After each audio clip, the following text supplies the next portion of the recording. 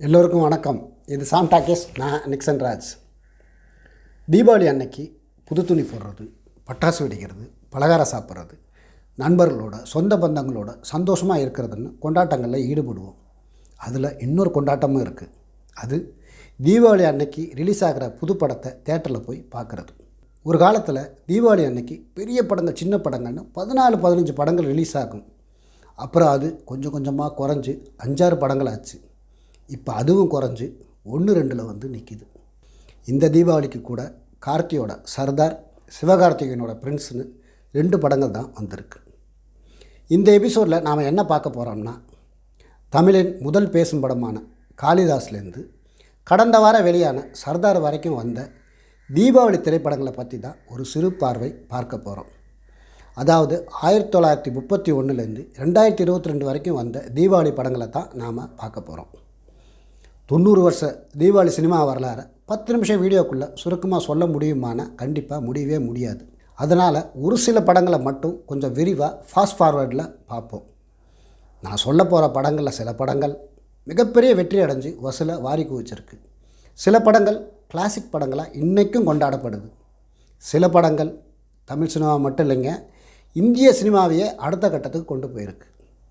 அது என்னென்ன படங்கள், அந்த படங்களுக்கு பின்னாடி உள்ள விவரங்கள் என்னங்கிறத பற்றி தெரிஞ்சுக்க வாங்க வீடியோக்குள்ளே போவோம். போகிறதுக்கு முன்னாடி சாம் டாக்கீஸ் சேனலை இது வரைக்கும் நீங்கள் சப்ஸ்கிரைப் பண்ணனா உடனே சப்ஸ்கிரைப் பண்ணுங்கள்.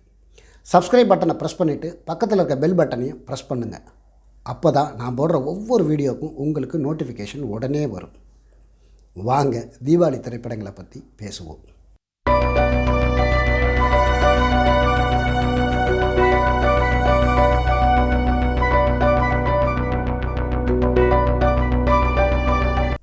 தமிழின் முதல் பேசும் படமான காளிதாஸ் 1931 தீபாவளி சமயத்தில் தான் ரிலீஸ் ஆச்சு.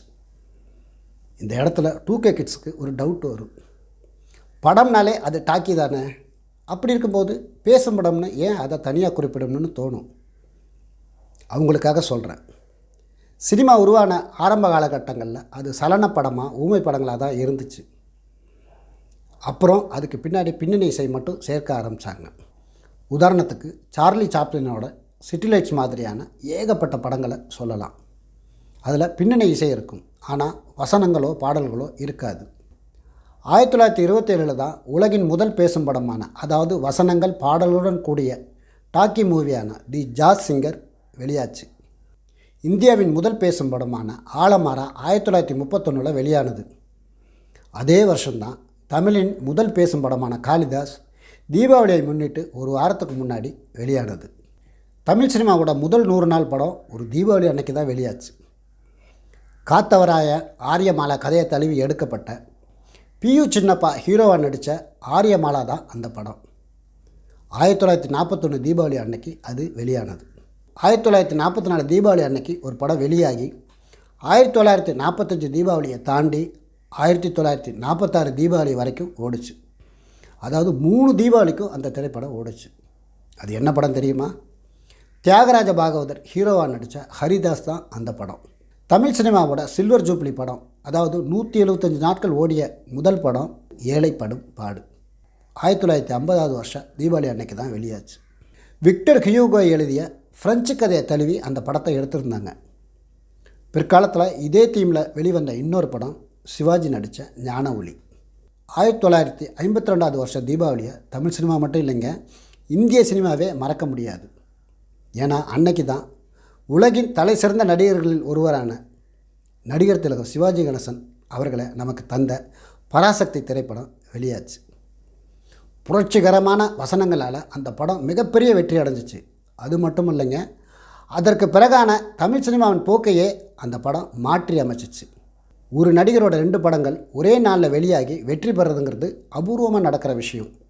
அந்த அபூர்வம் 1967 தீபாவளி அன்னைக்கு நடந்துச்சு. சிவாஜி நடித்த ஊட்டி வரை உறவு, இருமலருங்கிற 2 படங்களும் அன்னைக்கு வெளியாகி 2 படங்களும் பெரிய வெற்றி அடைஞ்சிச்சு. இதே சாதனை 1986 தீபாவளி அன்னைக்கு நடந்துச்சு. சத்யராஜ் ஹீரோவாக நடித்த பாலைவன ரோஜாக்கள், விடிஞ்சா கல்யாணங்கிற 2 படங்களும் அன்னைக்கு வெளியாகி 2 படங்களும் மிகப்பெரிய வெற்றியை அடைஞ்சிச்சு. தமிழ் சினிமாவை கதை சொல்லல் முறையிலையும் தொழில்நுட்பத்திலையும் அடுத்த தளத்துக்கு கொண்டு போன தமிழில் மட்டும் இல்லை, இந்தியா முழுக்க எடுக்கப்படுற கேங்ஸ்டர் படங்களுக்கெல்லாம் மதர் மூவியாக இருக்கிற த கிரேட் கிளாசிக் மூவியான நாயகன் வெளியானது 1987 தீபாவளி அன்னைக்கு தான். The perfect complete movie. அமெரிக்க பத்திரிக்கையான டைம் பத்திரிக்கை உலகின் தலை சிறந்த 100 படங்களை தேர்ந்தெடுத்தப்போ அதில் நாயகன் ஒரு முக்கியமான இடத்த பிடிச்சிச்சு.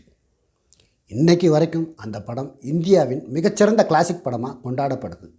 இதே 1987 தீபாவளி அன்றைக்கி வெளியான மற்ற 2 படங்கள் ரஜினியோட மனிதன், விஜயகாந்தோட உழவன் மகன்.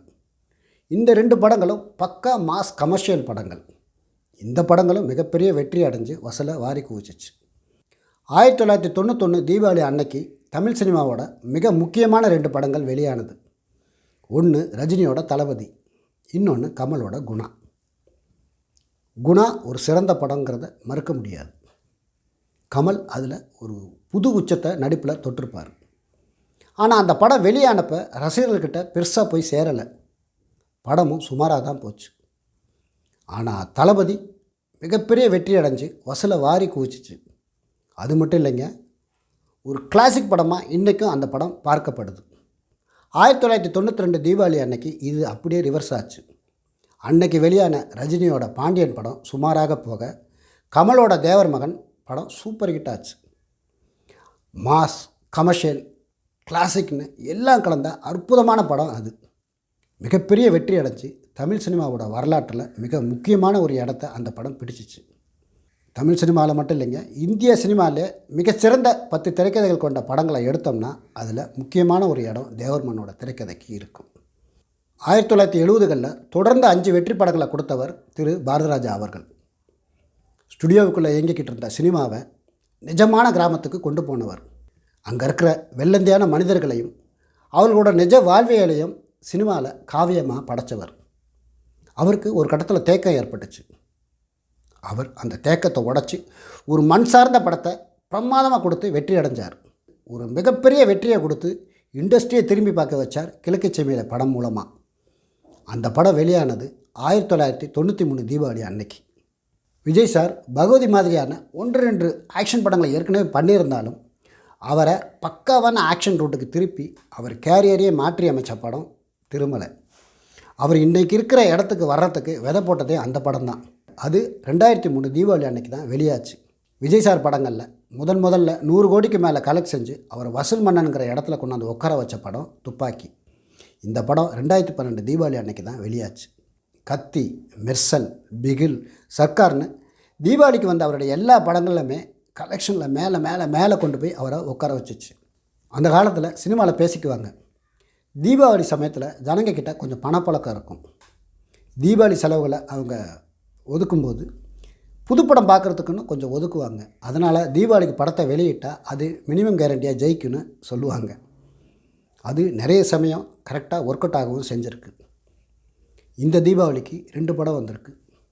ஒன்று கார்த்தியோட சர்தார், இன்னொன்று சிவகார்த்திகனோட பிரின்ஸ்.